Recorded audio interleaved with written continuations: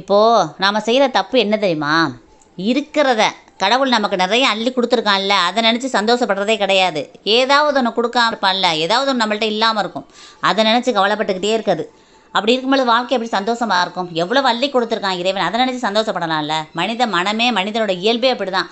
இருக்கிறத பற்றி கவலையே பட மாட்டாங்க. அது இல்லாமல், ஏதோ ஒரு பொருள் இல்லாமல் இருக்கும் நம்ம வீட்டில், அதை வாங்கணும், அதை பண்ணணும், அது நம்மக்கிட்ட இல்லையே, அவன்கிட்ட இருக்கு நம்மள்ட்ட இல்லையே அப்படின்னு சொல்லி பொறாமை உணர்வோடு அது வல்லையேன்னு கவலைப்பட்டுக்கிட்டு இருக்கிறத சந்தோஷத்தை அனுபவிக்க முடியாமல் போய்கிட்டே இருப்பாங்க. அப்படி இருக்கவே கூடாது. நம்ம வேண்டதில் எப்படி தான் நம்ம இருக்கணும் இறைவன்ட்ட?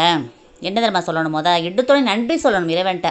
எனக்கு இவ்வளோ பெரிய வாழ்க்கையை கொடுத்த இறைவனுக்கு மிக்க நன்றி, எனக்கு சந்தோஷமான வாழ்க்கையை கொடுத்துருக்க ரொம்ப நன்றி இறைவா அப்படின்னு சொல்லிட்டு தான் உங்கள் பிரார்த்தனையை அடுத்து வைக்கணும் எல்லா இடத்துலையும். நீங்கள் உங்களுக்கு நிறைவான வாழ்க்கையை கொடுத்துருக்கீங்க, எனக்கு நல்ல வாழ்க்கை துணை கொடுத்துருக்கீங்க, நல்ல குழந்தைகளை கொடுத்துருக்கீங்க, நல்ல வசதியான வாழ்க்கை கொடுத்துருக்கீங்கன்னு சொல்லி அதனால சந்தோஷப்பட்டு ஆரம்பிச்சிட்டிங்கன்னு வச்சுக்கோங்களேன், உங்களுக்கு இன்னும் நிறையா கொடுக்க ஆரம்பிச்சிடும் இறைவன். இருக்கிற சந்தோஷத்தை நம்ம அனுபவிச்சிட்டாலே எக்ஸ்ட்ரா சந்தோஷங்கள் வந்து சேர்ந்துடும் வீட்டுக்கு. அதனால் எப்பொழுதும் இறைவனுக்கு நன்றி சொல்லி பழகுங்க. பிரபஞ்சம் உங்களுக்கு நிறைய செய்ய காத்திருக்கு. தேங்க்யூ.